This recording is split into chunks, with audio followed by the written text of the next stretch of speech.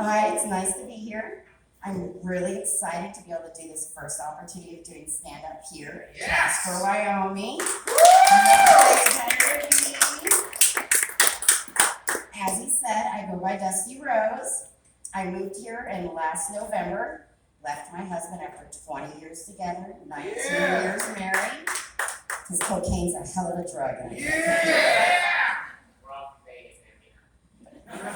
I used to work in Vegas on a different kind of stage. When I went to go leave Fort Collins, my friends were like, why the hell are you going to Casper fucking Wyoming? You've got family that lives in Florida. Go there and go to the beach. Well, fuck you, bitch. Where else does a daddy's girl go when her world falls apart? But her fucking daddy. And besides, he's got all the guns. My dad is 73 years old. He still plays hockey. He plays defense on a local co-ed hockey team. He's ridden a bull, did 20 years in the Air Force, and now the poor man is stuck with an unwanted roommate. We do that father-daughter thing that daddy girls do. We do something called SAS. It's a shooting competition. It's called Single Action Shooting Society. The best way to describe it is cosplay for rednecks. We dress up like the 1800s, stay in character all weekend long down at the range. The only big difference is our guns and ammo are real.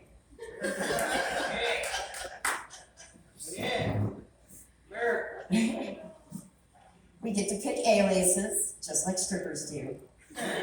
Although I'll have to admit, it would have been much easier as a stripper if I would have been fully armed back then as well.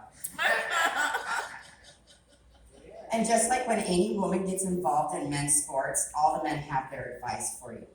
Tell you what to do, how you need to do things. And for me, it was cross draw.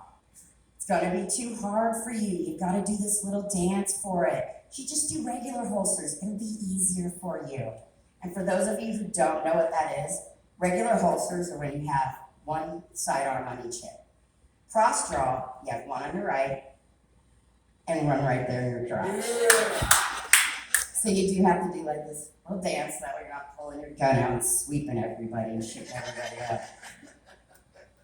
I put up with that for a couple of shoots, and then finally I told one of the guys, you know what, you have no clue what a badass I feel like having a firearm dangle between my crotch. I ain't giving that up. And besides, I was a stripper. I think I can get the dance down. Now, when I go to competitions, it's a little bit different. I don't get really advice anymore. I get teased and harassed, which at my height, that's nothing abnormal for me. Until I get to the loading range. And then once my rifle's all loaded up, my revolvers are loaded and in my holsters, I have literally heard a man yell, okay, everybody be nice, she's loaded.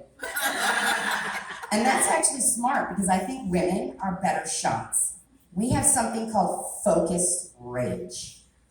When you men get angry, it's spread out all over. You don't know how to hone that stuff in to aim at what you really want. Oh, but we do. Nay, nay, nay, nay. We get up there on that line, hone in on that target, and every pating you hear is us pissed about something. Didn't put away the dishes when I asked you to? Patink. Didn't make the bed before school? Patink. 4 hours late from work? Missed dinner? Patink. So needless to say, with all that focused rage, I have more trophies than my dad.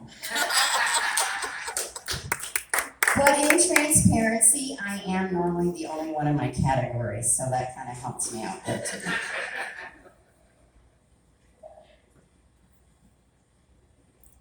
Oh, lost my place.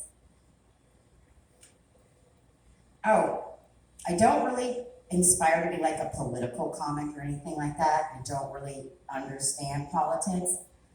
From what I listen to on the news, it sounds like just a lot of lying and bullshit, misdeception, sleight of hand, gaslighting. So I kind of leave that to the smart men. Because, you know, it's got to be a great idea to pull out all of our military before we pull out civilians and our equipment. I mean, Of course we can trust the Taliban to protect us as we're trying to leave. There's no way anything like that's gonna go wrong. I mean, just like we can trust my soon-to-be ex-husband to fill out the divorce paperwork correctly. Which he so freaking did not. 6 years, college educated.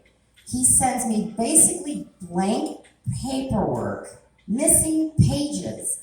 And what he did fill out was incorrect. He had the wrong date for when we moved to Colorado. And for his zip code, he had the wrong zip code.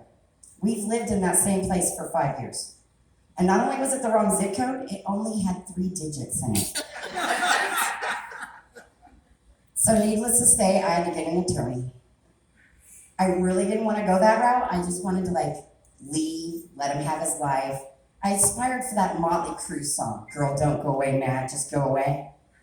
But then he forced me to have to get an attorney, kind of ruined that all for me. And on a side note, back to the whole military thing, I was military. I grew up surrounded by military. I definitely understand that war terms need to be sexual. It's just the way it is. I'm not saying we should correct that. That's beautiful the way we do it. But is there any way we can rephrase pull out and quick withdrawal?